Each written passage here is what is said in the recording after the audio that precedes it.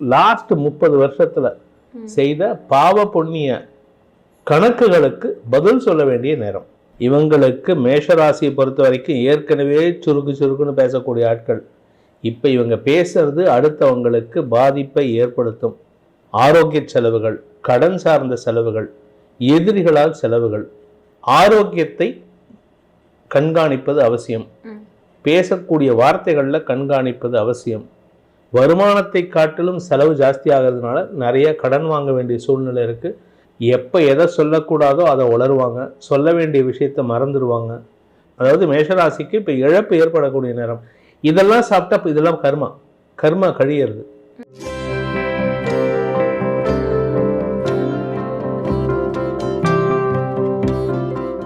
உலகெங்கிலும் உள்ள நல்ல காலம் பிறக்குது நேயர்கள் அனைவருக்கும் வணக்கம். நம்ம சேனல்ல தொடர்ந்து வருட பெயர்ச்சி, ராகுகேது பெயர்ச்சி, குரு பெயர்ச்சின்னு எல்லா வீடியோக்களையும் பார்த்துட்டு வரோம். அந்த மாதிரி இந்த வீடியோல 2025 ஆண்டுக்கான சனி பெயர்ச்சி எப்படி அமைய போகுது அப்படின்றத பார்க்க போறோம். 12 ராசிகளையும் துல்லியமா கணிச்சு சொல்லக்கூடிய வேத ஜோதிடர் பிரகாஷ் நரசிம்மன் அவர்கிட்ட தான் கேட்டு தெரிஞ்சுக்க போறோம். வணக்கம் சார். வணக்கம்மா. எப்படி சார் இருக்கீங்களா? நான் நல்லா இருக்கேன் சார். நீங்க எப்படி இருக்கீங்க? சூப்பரா இருக்கேன் சார். 2025 ஆண்டுக்கான சனி பெயர்ச்சி எப்போ தொடங்க போகுது? ஸ்ரீ குருப்யோ நமஹ. ஹரிஹி ஓம். ஜெய் புவனேஸ்வரி. நல்ல காலம் பிறக்குது நேயர்கள் அனைவருக்கும் உங்கள் வேத ஜோதிடர் பிரகாஷ் நரசிம்மனின் அன்பான வணக்கங்கள். 2025 ஆண்டில் ஏற்படக்கூடிய சனி பெயர்ச்சி எப்போ அப்படின்னு கேட்டிருக்கீங்க. 2025 மார்ச் 29ஆம் தேதி அன்னைக்கு சனி பெயர்ச்சி ஏற்படுறது. எத்தனை மணிக்கு அப்படின்னா சாயந்தரம் 5:09 அதாவது மார்ச் 29, 2025 அன்று மாலை 5:09 கும்பராசியில் ஆட்சி பலத்தோடு இருக்கக்கூடிய சனி பகவான் அவர் அடுத்த இடமான மீனராசிக்கு பயிற்சி ஆகிறார். இது இந்த இடத்துல 2028 வருடம் பிப்ரவரி மாதம் 23ஆம் தேதி வரைக்கும் அங்கதான் இருக்க போறாரு. நடுவில் ஒரே ஒரு காலகட்டம், ஒரு 6 months டியூரேஷன் அவர் அதிசாரமா மீன ராசியிலிருந்து மேஷ ராசிக்கு போயிட்டு திரும்பி வந்துடுவாரு. அது எப்போ அப்படின்னு பார்த்தீங்கன்னா ஜூன் 3ஆம் தேதி 2027 அன்று மேஷ ராசிக்குள்ள போயிட்டு அதிசார பயிற்சியா போயிட்டு அதுக்கப்புறமா அக்டோபர் 20, 2027 அன்று வக்ரகதியில பின்னோக்கி நகர்ந்து மறுபடியும் மீனராசிக்குள்ள வந்துடுவார். அந்த இடத்துல அங்க வக்ரகதியில இருந்துட்டு பிப்ரவரி 23, 2028 பர்மனண்டா மேஷ ராசிக்கு பயிற்சி ஆகிறார். இதுதான் இந்த வருடத்தில் ஏற்பட்டு 2028 வரைக்கும் இருக்கக்கூடிய சனி பெயர்ச்சி. இப்போ 12 ராசிக்கும் தனித்தனியான சனி பெயர்ச்சி பலனை பார்க்கறதுக்கு முன்னாடி பொது பலன்கள் என்ன? பொது பலன்கள் அப்படின்னு பார்த்தீங்கன்னா இந்த மேஷ ராசிங்கிறது 0 டிகிரியில் ஆரம்பிக்குது. அதாவது இது என்ன கணக்கு அப்படின்னா நம்ம பூமி சென்டர்ல இருக்கு. நம்மளை பூமியை நம்ம எல்லா பிளானட்ஸும் சூரியனை சுற்றி வந்தாலும் நம்ம கணக்கெடுத்திருக்கிறது இந்த ஜோதிஷம் அப்படிங்கிறது எனக்கு இந்த பிளானட் சுற்றி வரும்போது என்ன பலன்களை கொடுக்கும் அப்படிங்கிறது தான். ஸோ நம்ம science it is a heliocentric theory. Science என்ன சொல்லுது? சூரியன் நடுவில் இருக்கு, மற்ற கிரகங்களாக சுற்றி வருது. நம்ம பேச போகிறது ஜியோசென்ட்ரிக் தியரியில. ஜியோசென்ட்ரிக் தியரினா இப்போ சயின்ஸ் தப்பாகிடுமா அப்படின்னு கேட்டால் அப்படி கிடையாது. நம்ம சொல்லுவோம் இந்த மாதிரி இந்த வேலை பண்ண எனக்கு என்ன லாபம். இப்போ நீங்கள் சேனல் நடத்துறீங்க, எனக்கு என்ன லாபம். கேமராமேன் வர்றாரு, அவருக்கு என்ன லாபம்னு கேட்குறாருல, அது மாதிரி என் சார்ந்த நான் பூமியில் இருக்கேன், இந்த பூமி சார்ந்த விஷயங்களை வைத்து இந்த கிரகங்களின் அமைப்பு எப்படி இருக்கும், எனக்கு என்ன லாபம், எனக்கு என்ன இதனால பாதிப்புகள் வரும். ஸோ அதனால பூமியை நடுவில் வச்சுட்டு மற்ற கிரகங்கள்லாம் even though it is revolving around sun, இந்த பிளானட்ஸினுடைய தாக்கம் பூமியில் எப்படி இருக்கும் அப்படிங்கிறத சொல்றது தான் இந்த ஜோதிஷத்தோடைய மெயின் கான்செப்டே. அது மாதிரி இப்போ இந்த வருஷம் இந்த காலச்சக்கரம் இந்த பூமியை சுற்றி வரும்போது இந்த காலச்சக்கரம்னு சொல்றோம். அதாவது ஸ்டார்டிங் பாயிண்ட் மேஷ ராசியில 0 டிகிரியில் ஆரம்பிக்குது. அது அப்படியே சுற்றி வரும்போது 360 டிகிரி சுற்றி வரும்போது கடைசி 30 டிகிரிஸ் தான் இந்த மீன ராசி.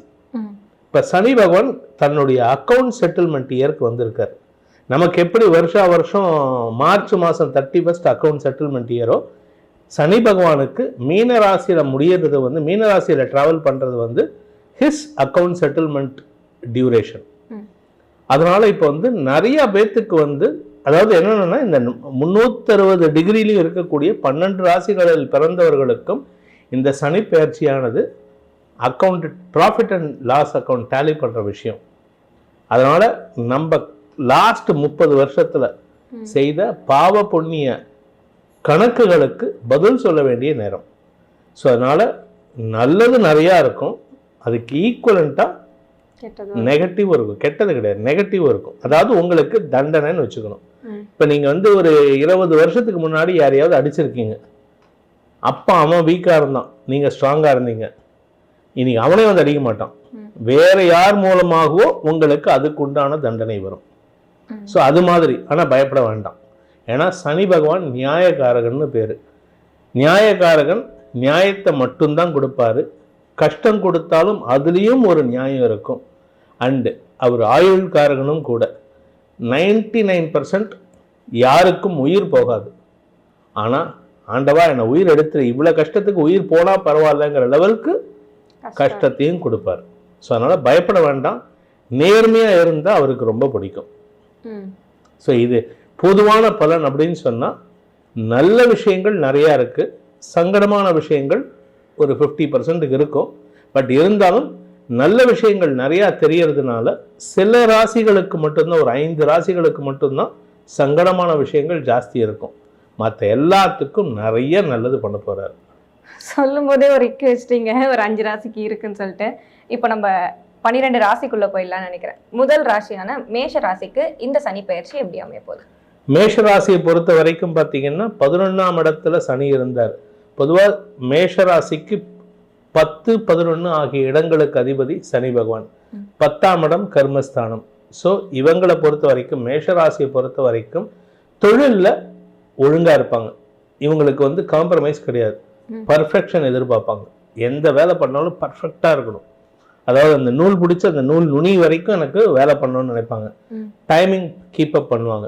ஆனால் அதுலேயே சனி நீச்சமாக இருந்தாருன்னா, மேஷராசிலே சனி இருந்தாருன்னா சரியான சோம்பேறியாகவும் இருக்கலாம். அதே சமயம் பார்த்தீங்கன்னா இவங்களை பொறுத்த வரைக்கும் 11ஆம் இடத்துல இருந்த சனி பகவான் இப்பொழுது 12ஆம் இடத்துக்கு வர்றாரு. அயன சயனஸ்தானம். சயனஸ்தானம்னா தூங்குற ஸ்தானம், விரயஸ்தானம். ஸோ இந்த அவருடைய பார்வை பலம் 3 பார்வைகள் உண்டு. அவருடைய ரேஸ் விழற இடம் வந்து 3ஆம் இடம், 7ஆம் இடம், 9ஆம் இடம், 10ஆம் இடம். ஸோ இந்த பார்வை அவருக்கு இருந்தாலும் இந்த பார்வை உங்கள் ராசிக்கு, மேஷ ராசிக்கு எங்கே விழப்போகிறதுனா 2ஆம் இடத்துக்கு விழப்போகிறது. அதாவது தன குடும்ப வாக்குஸ்தானம். இவங்களுக்கு மேஷ ராசியை பொறுத்த வரைக்கும் ஏற்கனவே சுருக்குன்னு பேசக்கூடிய ஆட்கள். இப்போ இவங்க பேசுறது அடுத்தவங்களுக்கு பாதிப்பை ஏற்படுத்தும். உண்மையை சொல்கிறேன்னு சொல்லிட்டு 10 பேர் இதற்கு உண்மையை போட்டு உடைச்சிருவாங்க. குடும்பத்தில் இது பாதிப்பை ஏற்படுத்தும். நிறைய செலவுகள் இருக்குது. ஆரோக்கிய செலவுகள், கடன் சார்ந்த செலவுகள், எதிரிகளால் செலவுகள், இதெல்லாம் இப்போ வரக்கூடிய காலகட்டத்தில் மேஷராசி நண்பர்கள் இருக்காங்க. இதில் 2 இடத்துல வந்து வக்ரகதியில் ட்ராவல் பண்ணுவார் 2 தடவை. அதாவது இவர் வந்து இருக்க போகிறது 3 வருஷம் மீன ராசியில். 3 வருஷம் இல்லை, 2.5 வருஷம். ஆனால் 6 மாதம் வந்து அவர் அதிசாரமாக போயிட்டு வருவார். 2027 ஜூன்லேருந்து டிசம்பர் வரைக்கும் அதிசாரமாக போயிட்டு வருவார். இதையும் கணக்கில் எடுத்து தான் நான் சொல்கிறேன். இந்த காலகட்டத்தில், இந்த 3 வருஷ காலகட்டத்தில் இவங்களுக்கு 2 தடவை சனி வக்ரகதி அடைவார். 2025 ஒரு தடவை, 2026 ஒரு தடவை சனி வக்ரகதி அடைவார், பின்னோக்கி வருவார். அந்த காலகட்டம் இவங்களுக்கு ரிலீஃப் தரக்கூடிய காலகட்டமாக இருக்கும். இவங்களை பொறுத்த வரைக்கும் ஆரோக்கியத்தை கண்காணிப்பது அவசியம். பேசக்கூடிய வார்த்தைகளில் கண்காணிப்பது அவசியம். அடுத்தவங்க விஷயத்தில் நீங்கள் நுழையக்கூடாது. உங்கள் குடும்ப விஷயத்தில் எக்காரணத்தை கொண்டும் சொந்தக்காரனையே உள்ளே விடக்கூடாது. இதுதான் மெயின் அட்வைஸ். யாராவது உள்ளே வந்தாலோ, நீங்கள் யார் குடும்பத்துக்குள்ளேயாவது நீங்கள் போய் மத்தியஸ்தம் பண்ண போனீங்கன்னா உங்களுக்கு அவமானம் மிஞ்சும், தூக்கத்தை கெடுத்துரும். இதுதான் பொதுவான பலன் மேஷ ராசிக்கு. நீங்கள் சொல்கிறது படி பார்த்தா அந்த 5 பேரில் இவங்க ஒருத்தங்க இருக்காங்களோ? எஸ், 5 பேரில் இவங்க ஒருத்தங்க. ஓ சரி. ஸோ மேஷ ராசிக்கு விரய சனி ஆரம்பம். ஸோ இதுலேருந்து இந்த மார்ச்லேருந்து ஆரம்பித்தா 2025 மார்ச்லேருந்து ஆரம்பித்து கிட்டத்தட்ட 7.5 வருஷம் சனி 7.5 சனி பீரியடு. 7.5 வருஷத்துக்கு செலவுகள் ஜாஸ்தியாகும், வருமான குறைவு ஏற்படும். வருமானத்தை காட்டிலும் செலவு ஜாஸ்தி ஆகிறதுனால நிறைய கடன் வாங்க வேண்டிய சூழ்நிலை இருக்குது. கடன் வாங்கினா கெட்ட பேர் வரும். ஏன்னா சொன்ன நேரத்துக்கு கொடுக்க முடியாது. சொன்ன நேரத்துக்கு வாக்கு தவறும் பொழுது இவங்களுக்கு பாதிப்புகள், ஆரோக்கிய பாதிப்புகள் ஏற்படும். ஏன்னா இவங்க வந்து எல்லாமே பர்ஃபெக்டாக இருக்கணும்னு எதிர்பார்ப்பாங்க. 1ஆம் தேதி காத்தால 10 மணிக்கு கடன் திருப்பி தரேன் அப்படின்னா 1ஆம் தேதி காத்தால 9:59க்கு அவங்க வீட்டு வாசல கதவை தட்டுவாங்க. அப்பேற்பட்ட ஆட்கள் கூட இப்பொழுது அந்த சொன்ன சொல் தவறும் சூழ்நிலை ஏற்படும். அதனால தான் இவங்களுக்கு பாதிப்புகள் ஜாஸ்தி. இப்போ திருமணமானவர்களுக்கு குடும்ப பிரச்சனைகள் அந்த மாதிரி ஏதாச்சும்? நார்மலாகவே வந்து இவங்க வந்து கொஞ்சம் வார்த்தையை விடக்கூடிய நபர்கள். ஏன்னா மேஷராசிக்கு அதிபதி செவ்வாய். செவ்வாய்க்கு வந்து கொஞ்சம் வீரியம் ஜாஸ்தி, உணர்ச்சி வசப்படக்கூடிய நபர்கள். டக்குன்னு கோபம் வந்துடுச்சுன்னா இஷ்டத்துக்கு வார்த்தையை விட்டுருவாங்க. இப்போ கேட்கவே வேணாம், 2ஆம் இடத்திற்கு சனியின் பார்வை. எப்போ எதை சொல்லக்கூடாதோ அதை உளருவாங்க, சொல்ல வேண்டிய விஷயத்தை மறந்துடுவாங்க. குடும்பத்தில் பணப்புழக்கம் குறையிறதுனால ஈஸியாக இமோஷனல் ஆகிட்டு டக்குன்னு கோபத்தில் வார்த்தையை விட்டுட்டு அப்புறம் மனைவி கிட்ட போயிட்டு சாரி தப்பாக எடுத்துக்காதுன்னு காலில் விழுற நிலைமை வரலாம். ஆனால் அதுக்குள்ளே அவங்களுக்கு அங்கே பிரச்சனை, பிபி ஷூட்டப் ஆகிடும், பிரச்சனை ஜாஸ்தியாகும். குடும்பத்தில் திருமணமானவர்கள் கணவன் மனைவி உறவில் முடிஞ்ச வரைக்கும் வார்த்தையை விடாமல் இருக்கிறதுக்கு முயற்சி பண்ணணும். மாணவர்களுக்கு, படிக்கிற மாணவர்களுக்கு குடும்ப சூழ்நிலை படிப்பில் தடையை ஏற்படுத்தும். அதுக்கு ஏதாவது பண்ண முடியுமா சார்னா, நீங்கள் ஹாஸ்டலில் தங்கி படிக்கலாம். இல்லை குடும்பத்துக்கும் எனக்கும் சம்மந்தம் இல்லை, ஆனால் வீட்டுக்குள்ளே தான் இருக்கணும். அப்பா அம்மா சண்டை போட்டால் கூட நீங்கள் தலையிடக்கூடாது. ஆனால் எல்லாரும் என்ன பண்ணுவாங்க, பசங்களாக இருந்தால் அம்மாவுக்கு சப்போர்ட் பண்ணுவாங்க, பொண்ணுங்களாக இருந்தால் அப்பாவுக்கு சப்போர்ட் பண்ணி அம்மா கிட்ட சண்டை போடும். இது குடும்பத்தில் நிம்மதியை கெடுக்கிறதுனால இவங்களுக்கு படிப்பில் பாதகத்தை ஏற்படுத்தும். படிப்பில் ஒரு டிஸ்டர்பன்ஸ் வரும். தேவையில்லாத சில விஷயங்கள், தவறான நபர்கள், எதிரிகள் போன்ற விஷயங்கள் ஏற்பட்டு படிப்பில் தடுமாற்றத்தை ஏற்படுத்தும். ஆனால் குரு சாதகமாக இருக்காரு, அதனால பெருசாக பாதிப்பு இல்லை. பட் இருந்தாலும் அதாவது கடைசி நேரத்தில் ரேஸ் வின் பண்ணுற மாதிரி இருக்கும் படிக்கிற குழந்தைகளுக்கு. இப்போ எல்லாருக்குமே ஒரு மாதிரி பாசிட்டிவ் அண்ட் நெகட்டிவ் கலந்த மாதிரி தான் இருக்கு. இப்போ இவங்களுக்கு பரிகாரங்கள் ஏதாச்சும் இருக்கா? இவங்களுக்கு பரிகாரம் அப்படின்னு பார்த்தீங்கன்னா, குழந்தைகளுக்கும் பிராணிகளுக்கும் உதவி செய்ய வேண்டும். இல்லாட்டி வயசானவங்களுக்கு.